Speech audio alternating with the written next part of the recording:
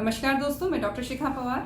सबसे पहले तो आप सबको नववर्ष की हार्दिक शुभकामनाएं। 2021 में हम एंटर कर रहे हैं एंड आई होप इस साल सबको वैक्सीन मिल जाए और सबको बहुत अच्छी कोरोना वायरस के अगेंस्ट इम्यूनिटी आए और ये शब्द कोरोना वायरस हमें कभी दोबारा सुनने को ही ना मिले। तो विद दिस केसेस भी हमारी कंट्री में काफ़ी कम हैं एंड हमारा जो आईसीयू है फरीदाबाद में जो सिचुएटेड है सर्वोदया, इसमें तो अभी हमारे पास 2 या 3 ही केसेस रह गए हैं and it's really a very बहुत ही रिलीफ वाली चीज़ें ये मुझे लग रही हैं। बट हाँ, इन सब के बीच में एक UK variant of concern VOC की न्यूज़ आ रही है जो थोड़ी डिस्टर्बिंग है एंड उसके अराउंड बहुत सारी मिथ्स है जो कि मुझे लगता है कि उसको हमें डिस्पेल करना चाहिए। और उसी के लिए मैंने इस पर रिसर्च किया एंड 2 में इंटरेस्टिंग पेपर्स हैं जिनको मैंने रिसर्च करके निकाला है। Centre for mathematical modelling of infectious disease London, एक इंटरेस्टिंग पेपर इनका है जिन्होंने कि लोगों की बिहेवियर को देखा, एपिडेमियोलॉजिकल डेटा को देखा और उसमें मैथमेटिकल मॉडल लगाया और फिर फाइंड आउट किया कि ये वायरस की किस तरह से VOC की जो बिहेवियर है वो किस तरह है। अब सबसे पहले देखते हैं VOC है क्या, वेरिएंट ऑफ कंसर्न है क्या। अब देखिए, SARS-CoV-2 जो है नोवल वायरस, ये एक RNA वायरस है।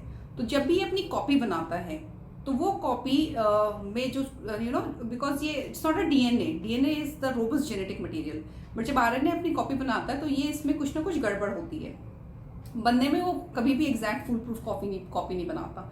बट ये जो जेनेटिक वेरिएशन है इसमें 17 बार म्यूटेशन हो गई है, 17 times. That is why it is causing more problems. और उसमें से 8 जो म्यूटेशन हुई है वो हुई है स्पाइक प्रोटीन पे।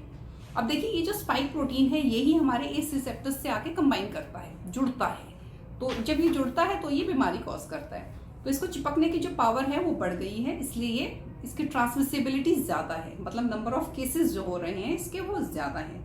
यूके में इस वक्त 40,000 50,000 केसेस डेली आ रहे हैं और उनका हेल्थ सिस्टम काफ़ी स्ट्रेन में है। तो क्या ये वायरस एक्चुअली बहुत ज़्यादा इन्फेक्शियस है?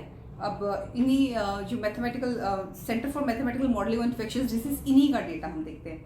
हाँ, इनके हिसाब से, मैथमेटिकल मॉडल के हिसाब से ये ज़्यादा फैल रहा है और जो 56% मतलब 56% ज़्यादा इसकी ट्रांसमिसिबिलिटी है नॉर्मल वेरिएंट के कंपैरिजन में, अगर आप पूछें तो।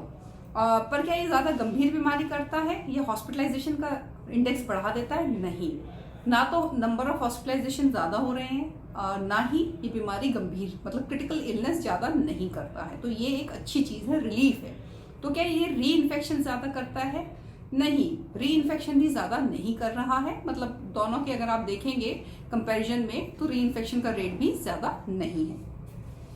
तो क्या इस वेरिएंट में वैक्सीन काम नहीं करेगी?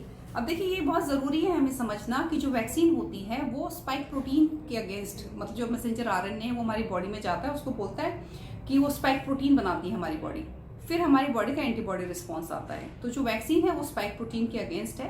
तो मतलब हम लोग निश्चिंत हैं कि वैक्सीन डेफिनेटली इसमें काम करेगी। तो अब मतलब डरने की क्या बात है?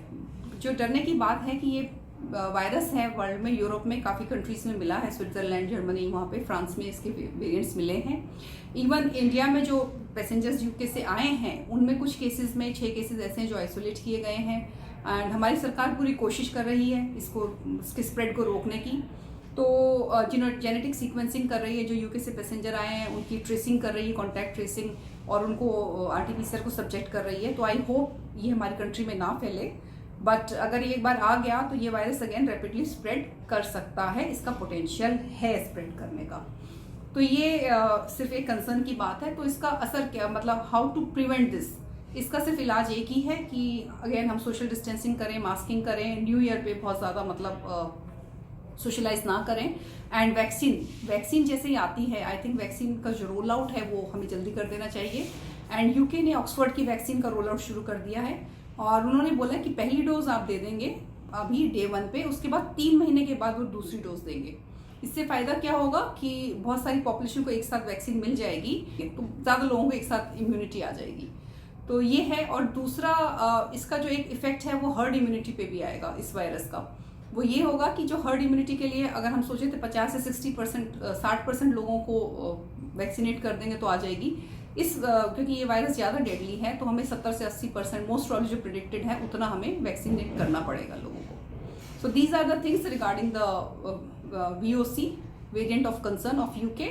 Apart from that I think keep on doing, social distancing करते रहिए, मास्क पहनते रहिए, एंड केसेस अभी लो हैं, सो प्लीज़ केसेस बढ़ाने में बिल्कुल कंट्रीब्यूट मत करिए. So wishing you a happy new year once again, and I hope this year brings happiness and health to all of you. Namaskar.